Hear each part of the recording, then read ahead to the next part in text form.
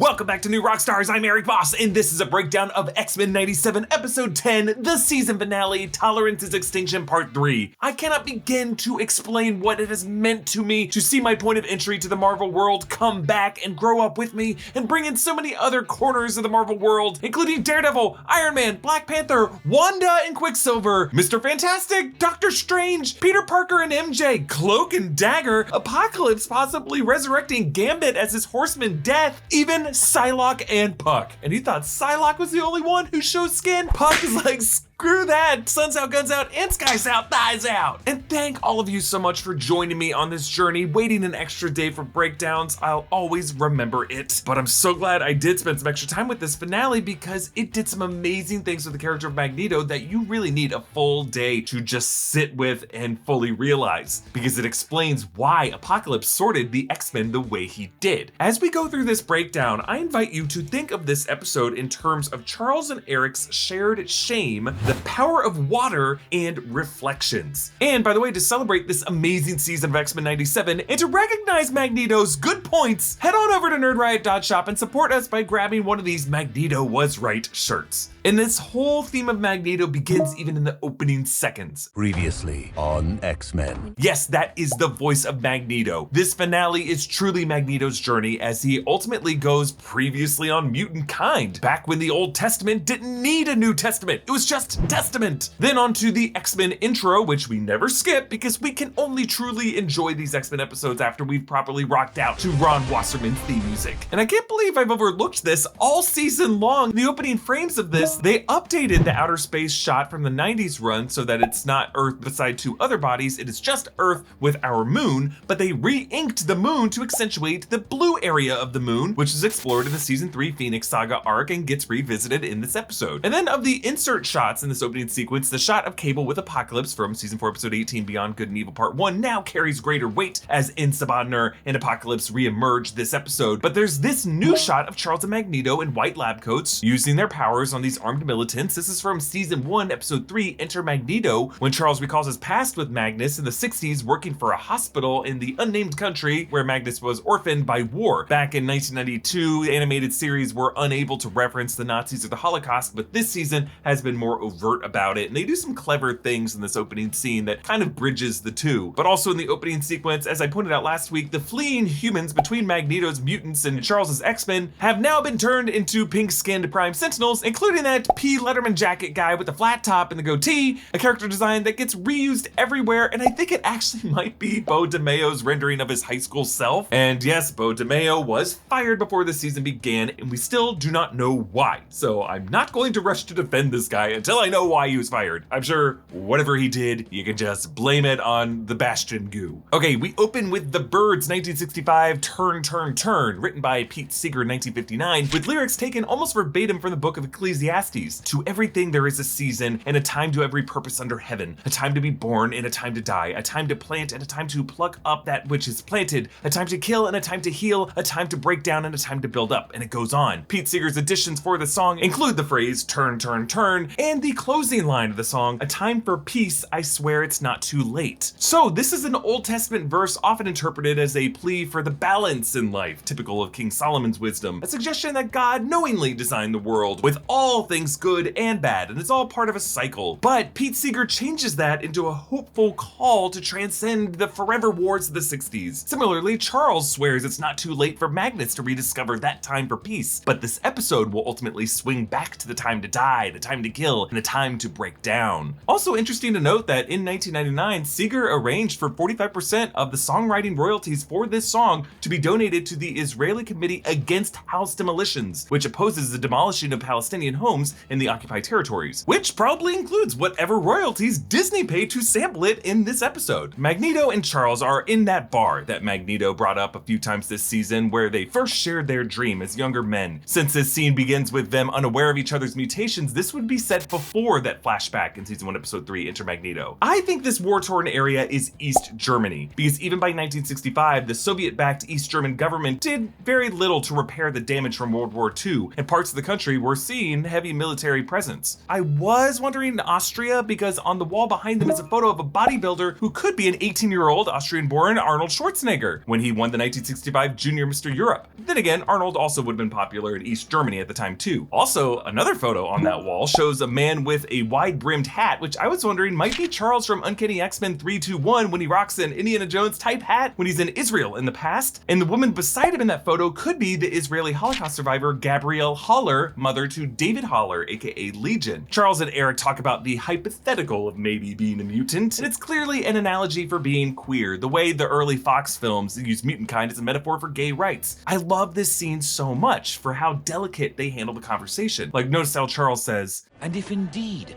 mutants exist, They don't. if they exist." and then Erik quickly cuts him off by saying they don't, right as some clunky metal tanks roll by and the ice shakes in his drink. This guy clearly still triggered from tanks as a kid, targeting him for being different. But Charles takes the bold step of telepathically revealing himself to Magneto, and it definitely plays like two men coming out to each other, a very vulnerable moment. Because notice this specific gesture. Have you met others?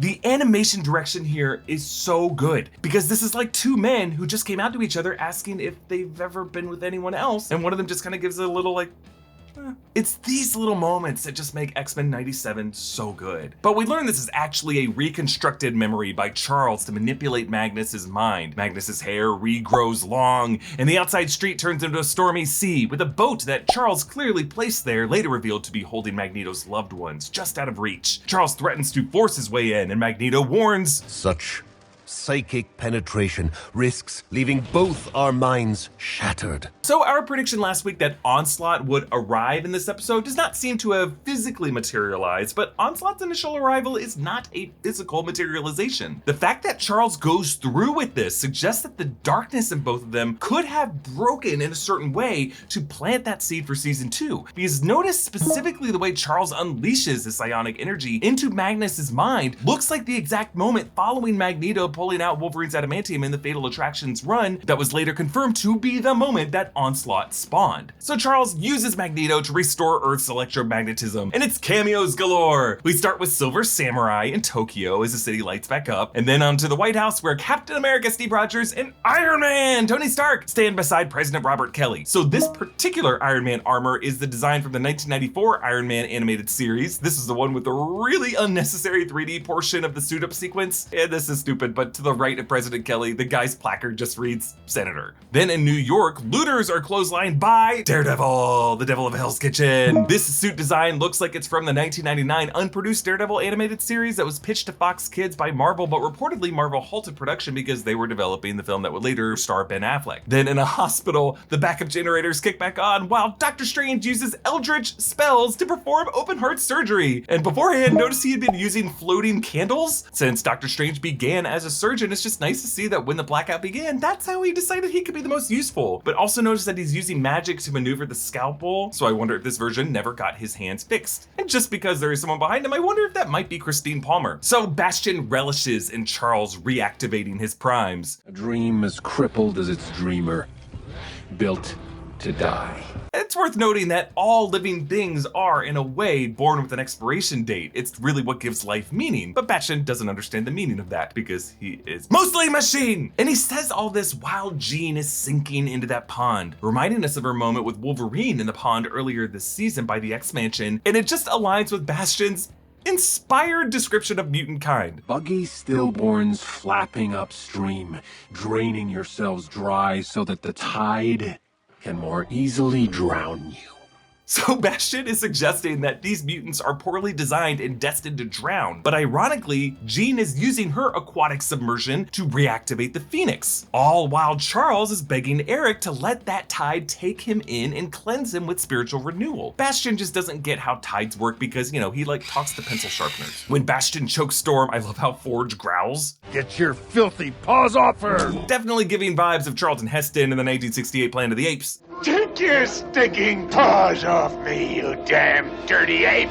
which I really only bring up because both of these conflicts come down to which sentient race represents the rightful evolutionary order of succession. The Primes crash into the White House as Bastion plans to do what Master Mold began to do in season 1 episode 13, The Final Decision, to replace the brains of world leaders with robot brains. We see these things go into Wakanda, smashing in at Black Panther, who's flanked by the Dora Milaje. The Black Panther that we saw in the 90s run in the Sanctuary arc when Asteroid M shuttles depart from Africa was also caped like this. And we see this Black Panther later. It's not T'Challa, but his father, King T'Chaka. Notice how they added some gray hair to his temples. I assume this might be because Marvel Animation was able to get Chadwick Boseman for the animated version of T'Challa in the What If episodes of season 1, and maybe they didn't want to bring someone else in to voice the role. Bo DeMeo did say that he couldn't speak to the T'Chaka versus T'Challa decision, so I assume this came from Marvel execs. Back in New York, we see Josie's bar, the bar frequented by Matt Murdock and Foggy Nelson. Daredevil gets hit from the side, and notice on the ground are some broken pieces of glass that looks like a dagger. And this precedes the arrival of Cloak and Dagger to help Daredevil. Ty teleports them in with his cloak, and Tandy creates a dagger of light. These two did appear in the 2012 Ultimate Spider-Man, voiced by Phil Lamar and Ashley Eckstein, as well as, of course, their live-action 2018 series on Freeform starring Aubrey Joseph and Olivia Holt. Meanwhile, the Russian president gets protected by a Russian lineup of superheroes: Omega Red, Crimson Dynamo, and Darkstar. So Darkstar joined Omega Red in the season 2 episode 4 Red Dawn episode. In the MCU, they took elements of Crimson Dynamo and merged them with Whiplash to get Mickey Rourke's take on Ivan Vanko for Iron Man 2. Meanwhile, on Genosha, we see Psylocke, the real Psylocke, not Morph turning into Psylocke, as well as members of the Canadian superhero team Alpha Flight. We see the twins, North Star and Aurora, and remember, we saw Aurora briefly at Remy's funeral, and we still haven't really gotten an explanation of what their history was. And then there's also Puck, as well as Cecilia Reyes. Meanwhile, Bastion asks Cabel,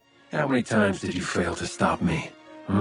200 times. So last week, Bo DeMeo tweeted that we should watch the Star Trek Next Generation episode Cause and Effect to prepare for this finale. Cause and Effect ends by revealing Captain Morgan Bateson, Kelsey Grammer of the USS Bozeman, had been caught in a temporal anomaly loop for 80 years. And I think that's the idea with Cabel here. He's just been in dozens of loops with a certain knowledge that we didn't even realize. Along with Patrick Stewart and Kelsey Grammer obviously joining the X-Men film franchise, there are a few other reasons why Bo DeMeo told us to watch this episode. I'll get to those later. But yeah, let's talk about that. 200 loops, Cabel. We don't know how far Cabel got on each of his loops. Like, imagine we're just watching like the final loop of the Tom Cruise movie Edge of Tomorrow. Like, some loops he made it all the way to London, some loops he just like died in the first minutes. I presume that most of Cabel's loops were just to the night of Genosha, and then he just got temporarily pulled back because it was an absolute point. But knowing that he went through 200 loops suggests that maybe there were loops where he made it further. Like, all of his interactions with Cyclops and Jean that we saw in the second half of the season, he might have already looped through those conversations in the past. Like, that could be why he always growled at Cyclops to just skip the father-son small talk, because he's bored with it. He's already had that conversation. So Bastion says this interesting line. Jean Grey, Madeline Pryor, never Phoenix, just dead. I'm not sure, but it seems like they might be saying Madeline Pryor was never Phoenix, which would mean that Sinister must have swapped Jean and Madeline sometime after the Phoenix Saga and the Dark Phoenix stuff in season 3. Either way, I think it happened more recent than we think, because it would be crazy to say that the entire time of the 5 seasons of the 90s run, it was all Madeline that whole time. Thank you to BetterHelp for sponsoring this video. It's spring, and while for a lot of us that means doing a deep cleaning of our apartment, there's no reason you can't do the same thing with your brain. Whether you're looking to begin or continue your journey with mental health, BetterHelp can help you connect to a therapist who's right for you. BetterHelp makes starting therapy easier and less intimidating for a lot of people. First, use our link to go to their site, BetterHelp.com/newrockstars. The site will ask you to answer a few questions so BetterHelp can match you up with one of their over 30,000 therapists who they think will help you out the most. The therapist they pick for you will have tons of experience dealing with whatever you're going through. Every single one of their therapists is licensed, has a master's or doctorate degree, and has spent over 3 years and 1,000 hours working with people just like you. You'll be matched to a therapist usually within 48 hours so you can get started fast. We've been promoting BetterHelp for a while, and we've heard some amazing feedback from you guys. We got permission to share this review from one of our viewers who said, I used to be against the idea of therapy and I didn't need it. After one session with my therapist, I completely pivoted and realized how beneficial therapy truly is. Let BetterHelp connect you to a therapist who can support you, all from the comfort of your home. Visit BetterHelp.com/newrockstars or choose New Rockstars during sign up and enjoy a special discount on your first month. But Cabel, as a telepath, is able to sense Jean's return. Maybe you two should have listened to what Time's got to say about my mom. I love it. Despite in the past saying that Jean wasn't his mom, now Cabel accepts her as his mother. So Phoenix empowered Jean, reassembles the mnemonic scrambler, uses it to reverse a nanotech virus for all the primes. During this montage, there's a wondrous choir vocal cover of Ron Wasserman's theme.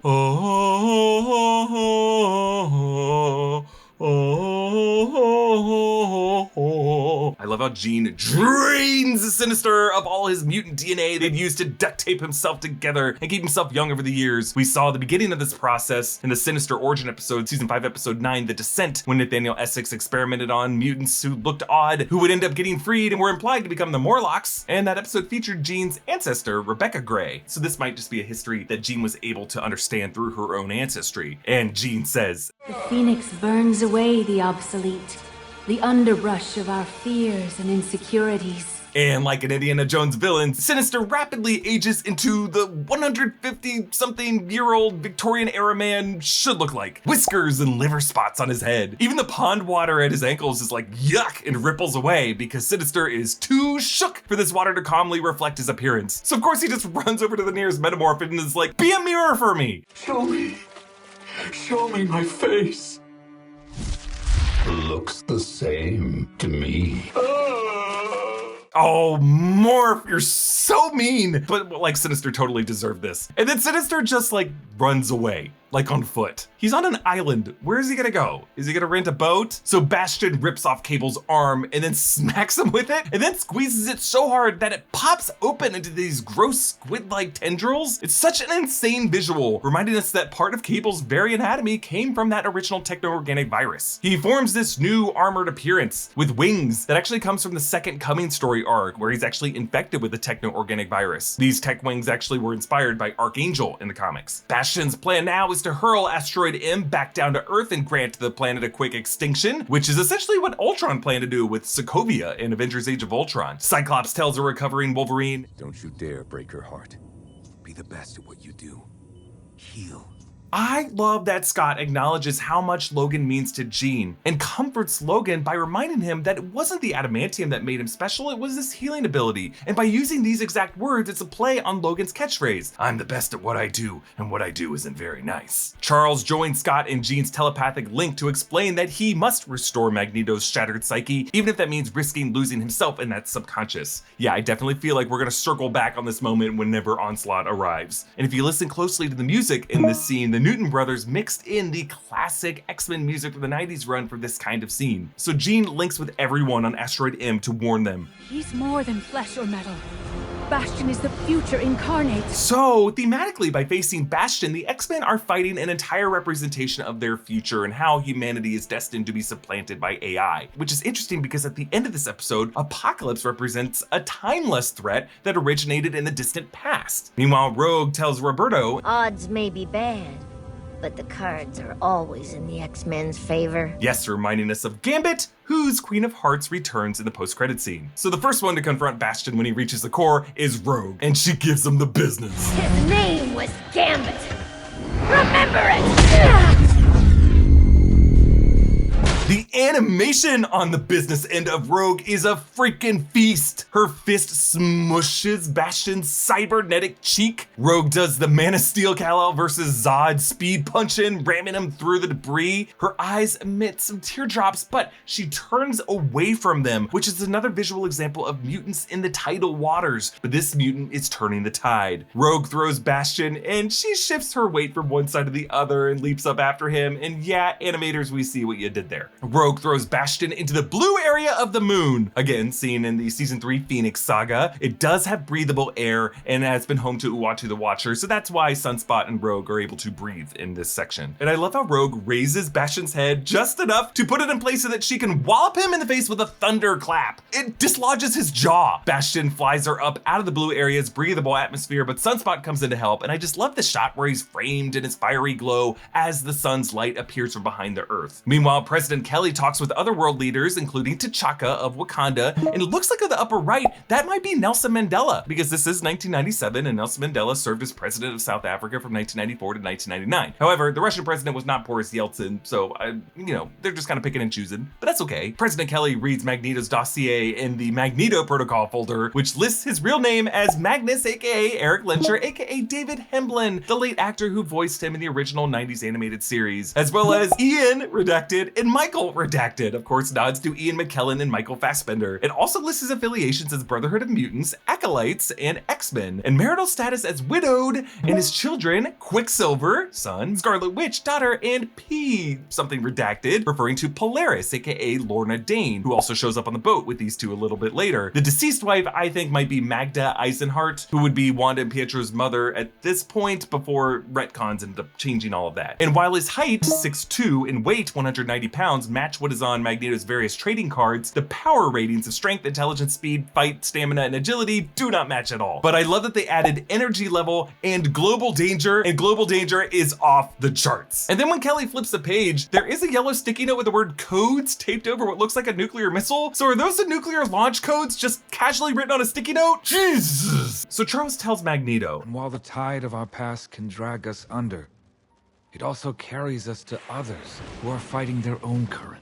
I love this idea. This whole concept of all of us linked on a shared current, those waters that carry us, is spiritually significant to stories like Black Panther. Remember the idea of Killmonger wanting to be buried in the ocean with his ancestors who knew that death was better than bondage, which I maintain is like the best line to date in the MCU. But we learn in Black Panther Wakanda Forever that water can also be a healing force, as it was for Shuri. And for what it's worth, DeMeo did confirm this connection. So out on the boat that Charles placed there, we see Rogue, as well as Polaris, Quicksilver, and our mother, Wanda Maximoff, the Scarlet Witch. Notice how Magneto's children's faces are in shadow, which aligns with his inability to see his parents' faces. My family. My parents. I can't see them. Where are their faces? Remember, when Magneto flashed back to his origin in the Holocaust in the Remember It episode, we did not see the faces of his parents beside him. We are also reminded of Jean's inability to see the faces when her memory was scanned back in the Fire Made Flesh episode. It's just a tragic thing that happens as we grow older and we start to lose people in our lives. Their very faces begin to fade from our minds. But specifically for Magneto, it's really because as a kid, he was not looking upward at his parents in that moment. He could not help but look downward at the boots of the soldiers that took them. Father. Those men, the boots, they took them. Yes, Magneto says the German words for mother and father, but transitions into English when he gets angrier. Meanwhile, back on Asteroid M, Nightcrawler bamps Bastion into the main hall, but for a moment we were very worried that Nightcrawler might accidentally bamf with Bastion's arm through his chest. But Cyclops hits Bastion with a full optic blast. It's so satisfying to see a true Cyclops battle here. Jubilee hits Bastion with some plasmoids and crashes a Sentinel head on him. And now when Bastion sits up, his wrecked face looks so gnarly for a few frames, like the eye is hanging out, and then we just see the machinery in a few frames jigsawing some crude version of it back in place. He's like the T-800 refusing to die, including when a Sentinel stomps on him. This is the one that Forge and Beast had hotwired. The Greeks did love horses. And irony. Yes, an obvious nod by Beast to Odysseus and the Trojan horse. Jean, Storm, and Morph fly down, and notice how Morph morphs into Sauron, Dr. Carl Lycos from the Savage Land, really just to make this 2-second flight across the room. Like, they could have picked anyone who could fly or land softly, and Morph is like, I haven't done Sauron yet, so why not? Bastion raises the Sentinel foot, and Cyclops recognizes that it's time to stop fighting the future. Your mother lied. The professor came to you, Bastion. If she did, it was to protect me! Parents are human too. They mess up. Cyclops says he knows how it feels to have the things he trusted, the future he was building, crash down on him, and to refuse to let go even as you're buried by what should have been. And during this, we get this great shot of Bastion's eyeball reflected in Scott's eyepiece. But notice how it doesn't last, because humanity proves Scott's hope wrong. The Magneto Protocol has arrived. Bastion said that humans would rather die than have babies like them, and Bastion would rather die than live in a world where the X-Men were right. Asteroid M blows up and begins to crash down to Earth. Morph morphs into Reed Richards, Mr. Fantastic, for a second to keep from being sucked out. Jubilee does get sucked out and goes into open space, but I guess DeMeo said that they're in the upper atmosphere, so there's like some air, and even though it's cold, Sunspot's warmth would have warmed her. Whatever, it's a cartoon. We gotta let it go. Scott prepares to stay behind and blast apart this asteroid, but not wanting to make the mistake that Corsair made and not say goodbye to his son, Scott has Jean project both of them into Cabel, who recovers in the diner. I love the scene so much. As Cyclops and Jean talk to their son, Cyclops is reflected in the glass on the diner window. Even though he is an astral projection, he might just be in Cabel's mind, but no, they want him physically in that booth. And I love the visual motif of this episode, where true mutant heroes have reflections, whereas the vampiric opportunists like Sinister or Bastion, whenever they're starting to be reflected, their reflections are short-lived and vanish. It's because they don't have souls. Characters who have souls have reflections. Cyclops says that Madeline told him that baby Nathan had his eyes, and Jean warps his irises so that Nathan can see his father's eyes as they are, his own eyes reflected back to him. Jean does know what Scott's eyes look like from the season 1 episode 5 Captive Hearts, where he was able to do this because they were in the vicinity of Leech. Scott says that his eyes belong to Cabel now. It's just so sweet that this entire conversation is rendered in this blue glow, because that would be the truest form of familial love that Cabel would have ever felt, because it is the color of the memory that Madeline left in Nathan's mind when he was a baby. And as Scott tells Jean that it's time to go, they turn back to Cabel and they fade away. But the last part of Cyclops that fades away are the tears welling up in his eyes. Those are the tears that are still in Cyclops' eyes back on Asteroid M as he rips off his eyepiece and just lets his optic blast go crazy. Meanwhile, a couple of guys on Earth listen to this bad news on their car radio, station number 1996-06, which might be for June 1996, which is when the character of Onslaught was introduced. But then the craziest shot of this episode, looking through this broken storefront of Crazy Eddie's, is Peter Parker and MJ. It is a huge deal that Peter found MJ because the 90s Spider-Man animated series ended with Peter realizing that he had been with a clone of MJ and that clone died. And then Peter joins Madam Web to go look for the real MJ, the MJ who wouldn't know that he's Spider-Man. This was a huge cliffhanger, and it's so satisfying to see it resolved here. They kind of gave Madam Web a bit of redemption after she's had a rough 2024. Also passing Peter's left shoulder could be Felicia Hardy, Black Cat, but entering frame from the right side is Flash Thompson, wearing an E Letterman jacket, which would be for Empire State University. Also, I love that the cracks in the window glass here form a spider web pattern. So morphs into Jean. She can't say it, but I can. I love you, Logan. Stay with me. This is so beautiful because remember, back in episode 1, Morph haunted Logan by turning into a pregnant Madeline, but we know Morph has always had their own feelings for Logan. We've seen little details of that throughout the season, and in this way, Morph is able to express themselves truly to Logan. And as Nightcrawler prays over them, Charles and Magnus have this moment inside of their minds. There's a power in seeing yourself in another. By forcing Magnus to look him in the eyes, Charles helps Magnus realize the power of found family and restores his psyche through their shared dream. Your name is Professor Charles Xavier. And you are Erik Magnus Lenscher. I love how on each of his names, Erik, Magnus, Lenscher, Magnus's eyes grow wider. But was this just another example of Charles just giving a really good speech that changed everything? Or was there something else at play here? I'll get to why later. But Magneto finally awakens. Magneto lives! He reverses the polarity of Asteroid M, raising it up back toward the moon, but then, whoa, zap, it vanishes. The whole thing is gone in a blip, like the island in Lost in the season 4 finale when it becomes unstuck in time, because that is what happened to this asteroid. We jump 6 months later where the news broadcasts refer to this event as E-Day. So I assume E is for extinction, as how near of an extinction event this was. The fact that human society remembers it as a near extinction event tells us what society thinks about mutants this moment. The X-Mansion gates are covered in tributes to the absent X-Men with a large chain X padlocked over the bars. We also learned that Graydon Creed has edged ahead in the presidential race polls. Graydon Creed is a presidential candidate from the Operation Zero Tolerance storyline in the comics, who ties into Bastion's political conspiracy plot to turn society against mutants. I assume we'll see more of this in season 2. The radio also mentions protesters in Santo Marco preaching the second coming of Magneto. Santo Marco is a fictional South American republic introduced in X-Men number 4 in 1964, which at various points was taken over by Magneto's Brotherhood of Evil Mutants. So we see 4 Forge assembling this board of the missing mutants. The top row has Cyclops, missing presumed dead, Jean, missing presumed dead, Storm, missing presumed dead, Beast, missing presumed dead, Magneto, missing presumed dead, Nightcrawler, missing presumed dead, Jubilee, AWOL, which is interesting, and Sunspot, AWOL, interesting. Then the middle row, Charles, missing presumed dead, Scarlet Witch, off-world, very interesting, Colossus, Morph, missing presumed dead, Rogue, missing presumed dead,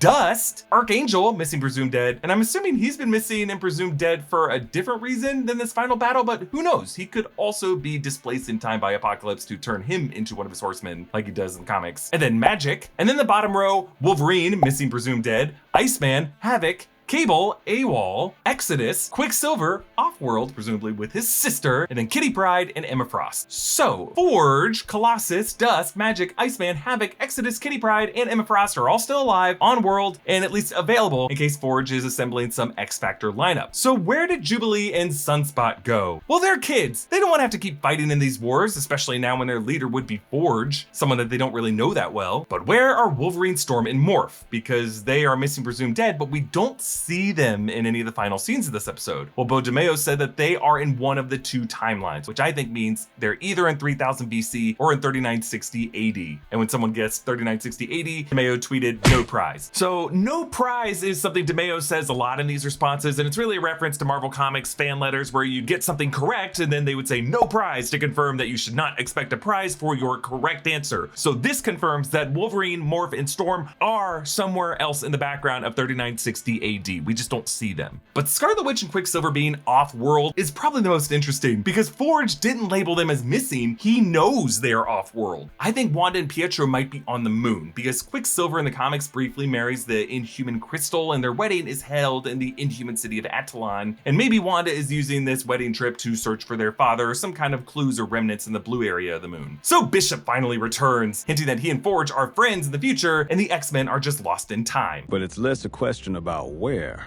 and more when. And hey, look at that, another example of a good guy mutant with a visible soul in his reflection. So the final scenes of the episode intercut between 2 points in history, 3000 BC in ancient Egypt, showing Rogue, Nightcrawler, Beast, Charles, and Magneto, and then in the future year of 3960 AD, Cyclops and Jean. And again, according to DeMeo, Wolverine, Storm, and Morph. If you look at Jean and Scott's background, Egyptian pyramids continue to stand, and young Nathan comes out of ruins with Egyptian hieroglyphs. So here in 3960 AD, they are geographically in Egypt, just in the aftermath of some future war, in a climate in which snow, or maybe it's just dust, billows over the North African desert. I think taking them to the stomping grounds of Sabah Nur was intentional by Apocalypse. Like, he wanted to split up the X-Men to his past and to his future, ultimately, I think, on a Horseman recruitment mission. Cyclops and Jean meet Cabel's rebel friends from the future, and they are crazy. You're a long way from Crest Coast, Sapien Cast. You may call me Mother Askani,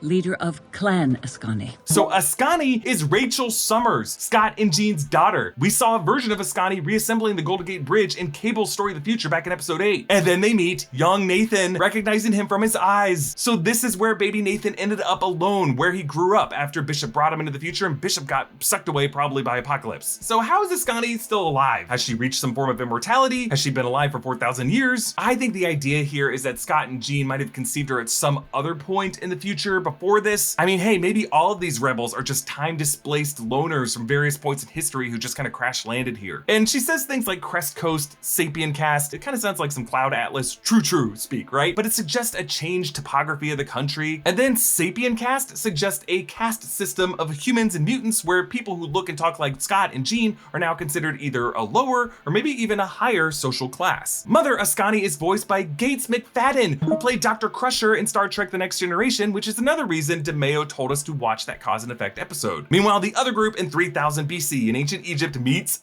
this guy. My name is Sabah Nur.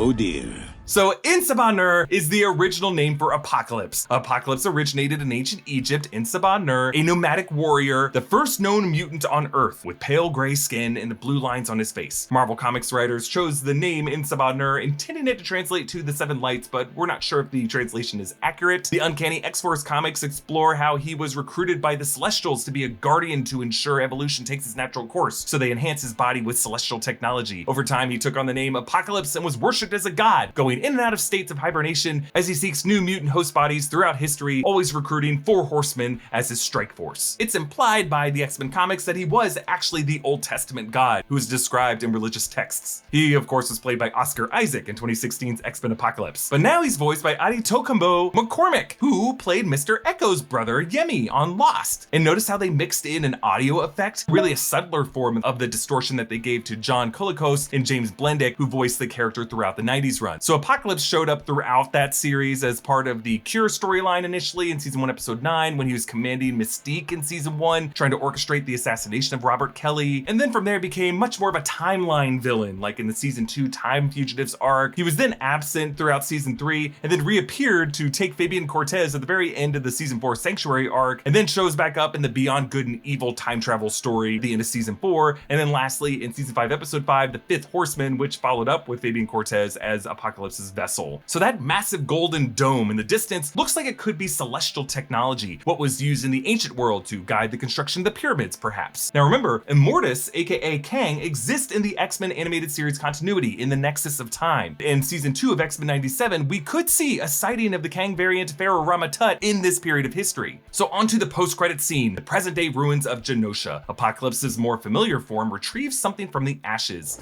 So much pain, my children.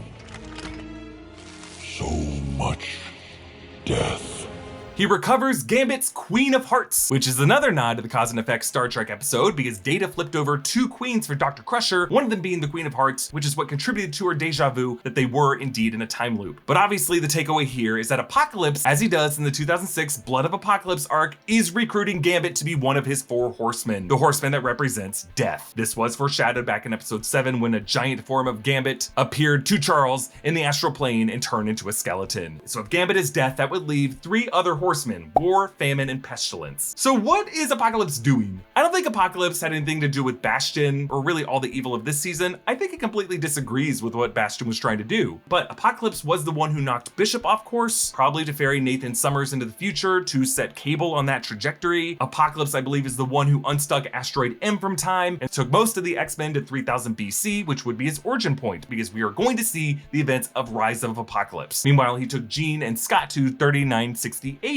I think really what he's trying to do is recruit Horsemen from different points in time. He might have sent Scott and Jean to the future because he encountered Cabel before and he just kind of needs them to be part of that history. But if Gambit is death, maybe Apocalypse wants Magneto for war, Storm for famine, and Jean Grey for pestilence. I'm thinking he's targeting Omega level mutants. And notice how much this season wanted us to think of Storm and Jean and Magneto as Omega level. Why? Because Apocalypse is all about that letter A. He is the Alpha. And together with the Omegas, they would complete the Alpha and the Omega and represent a truly godly force. Apocalypse's plan is probably what it always is, to remake society by wiping the planet clean of humans and mutants whom he believes are not fit to survive. He can use the suffering they experienced under Bastion's plan and Graydon Creed's upcoming plan to really make his point that it might just be better to start over from a clean slate. So that's why I'm focused so much on Charles and Magnus's easy success at repairing their psyche. Like after an entire season of stressing that Magneto was right and that Charles is just a flawed teacher, does it really make sense that Charles's smug confidence was enough to win people over with a great lecture with solid visual aids? I think what really brought these 2 old friends together was the cold chaos of the stormy seas, a darkness that will one day be named Onslaught. This episode began with a call for peace made out of an Old Testament Bible verse song and ends with an answer from an Old Testament God who was there when the Old Testament was being written. Apocalypse could have separated Charles and Magnus, but he kept them together, and I think he knows what was truly just spawned between the 2 of them. So that completes our coverage for this season of X-Men 97, and I want to thank you all again for joining us each week. The fact that you would spend part of your week with new Rockstars and put up with my theories and my weird takes, it just means so much to me. It's been a